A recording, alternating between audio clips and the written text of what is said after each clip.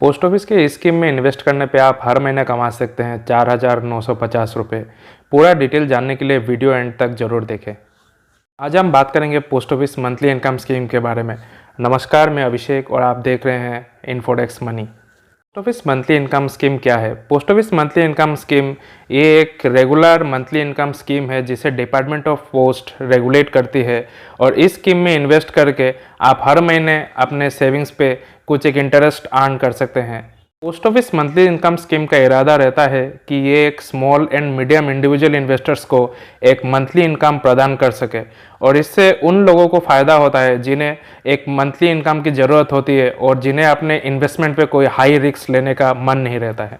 Post office monthly income scheme का क्या benefit है? Post office monthly income scheme आपको आपके डिपॉजिट पे एक मंथली इनकम प्रोवाइड करती है जिसे आप मंथली विड्रॉ भी कर सकते हैं, और उससे एक आपको एक्स्ट्रा मंथली इनकम जनरेट होता है। Post office monthly income scheme में आप मिनिमम 1,000 रुपया इन्वेस्ट कर सकते हैं, और अगर सिंगल अकाउंट है तो आप मैक्सिमम 4.5 लाख रुपया इन्वेस्ट कर सकते हैं, और जॉइंट अकाउंट हुआ तो 9 लाख रुपया इन्वेस्ट कर सकते हैं। जॉइंट अकाउंट में भी एक आदमी 4.5 लाख तक ही इन्वेस्ट कर पाएगा।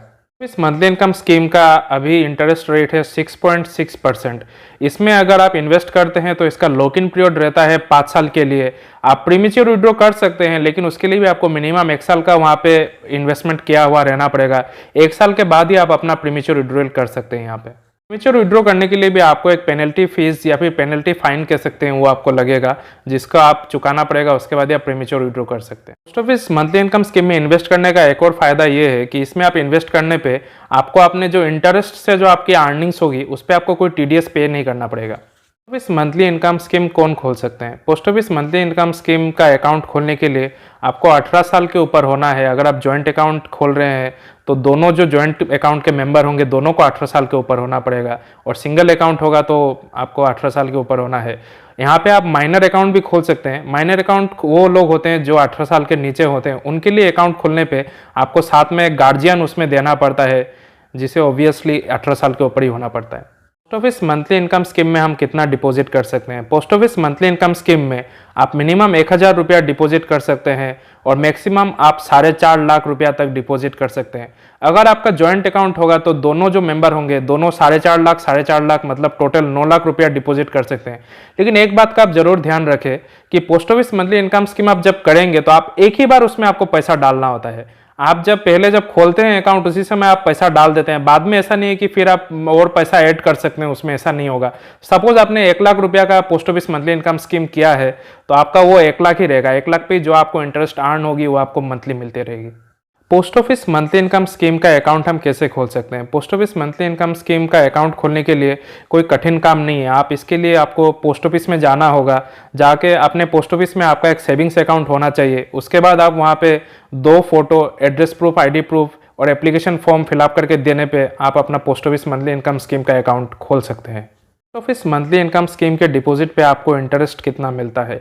अभी इस साल सरकार ने post office monthly income scheme के डिपॉजिट पे इंटरेस्ट रेट रखा है 6.6%। इसका जो मंथली इंटरेस्ट होता है वो हर महीने के एंड में आपके अकाउंट में क्रेडिट हो जाता है। इस इंटरेस्ट को आप विड्रॉ भी कर सकते हैं, या फिर आपका जो पोस्ट ऑफिस का सेविंग्स अकाउंट होगा उसमें ये ऑटो क्रेडिट भी हो सकता है, या फिर आप उसको विड्रॉ करके एक आरडी कर सकते हैं। क्या हम post office monthly income scheme account को प्रीमेच्योर विड्रॉ या फिर उसको प्रीमेच्योर क्लोज कर सकते हैं? जी हाँ, हम अपने post office monthly income scheme के जो अकाउंट है उसको प्रीमेच्योर विड्रॉ कर सकते हैं उसमें से, या फिर उसको प्रीमेच्योर क्लोज भी कर सकते हैं। लेकिन उसके लिए आपको आपका अकाउंट 1 साल का होना चाहिए, मतलब आपका 1 साल का लॉक इन पीरियड रहेगा। उसके बाद ही आप उसको प्रीमेच्योर विड्रॉ या फिर प्रीमेच्योर क्लोजिंग कर सकते हैं। लेकिन प्रीमेच्योर विड्रॉ या प्रीमेच्योर क्लोजिंग करने के लिए भी आपको एक पेनल्टी फी पे करनी पड़ेगी। अगर अकाउंट ओपनिंग डेट से आप 3 साल के अंदर उसको प्रीमेच्योर क्लोज करते हैं तो आपको 2% का पेनल्टी लगता है अपने इंटरेस्ट डिपॉजिट पे, और अगर आप 3 साल के बाद उसको प्रीमेच्योर क्लोज करते हैं, जब से आप अकाउंट खुला है उसके 3 साल के बाद अगर करते हैं तो आपको अपने डिपॉजिट पे 1% पेनल्टी देना होगा। क्या हमें post office monthly income scheme deposit पे लोन मिलता है? जी नहीं, आपको अपने post office monthly income scheme के डिपॉजिट पे कोई लोन नहीं मिलेगा। प्लस आप इसको कोई मॉर्गेज या फिर ट्रांसफर नहीं कर सकते हैं as collateral security. Post office monthly income scheme के डिपॉजिट पे टैक्स डिडक्शन या फिर टैक्स एग्जाम्पशन मिलता है? जी नहीं, आपको आपके post office monthly income scheme के डिपॉजिट पे कोई भी टैक्स डिडक्शन या फिर टैक्स एग्जाम्पशन नहीं मिलेगा। 80C of income tax act के अंदर post office monthly income scheme नहीं आता है। लेकिन post office monthly income scheme का एक फायदा ये है कि इसके जो इंटरेस्ट आप अर्न करते हैं उस पर आपको कोई TDS नहीं देना होता है। अब मैंने जो वीडियो के स्टार्टिंग में आपको कहा था कि आप हर महीने 4,950 रुपया कमा सकते हैं, उसके बारे में बात करेंगे।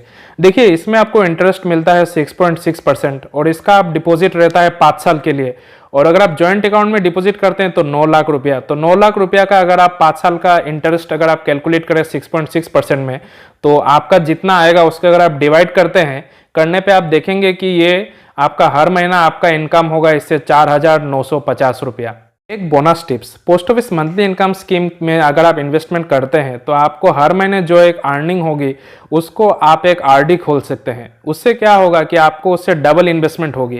पहले आप अपना पैसा रखेंगे, रख के उसमें आप post office monthly income scheme करेंगे, करने के बाद उसमें से आपको इंटरेस्ट अर्निंग होगी, हर महीने एक अर्निंग मिलेगी।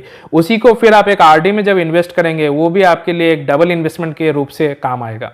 सॉरी दोस्तों, मैं बीच में कुछ काम में बिजी था तो कंसिस्टेंटली वीडियो नहीं डाल पाया, लेकिन अभी आगे से मैं ज़रूर कंसिस्टेंटली वीडियो डालूंगा। तो मिलते हैं अगले वीडियो में।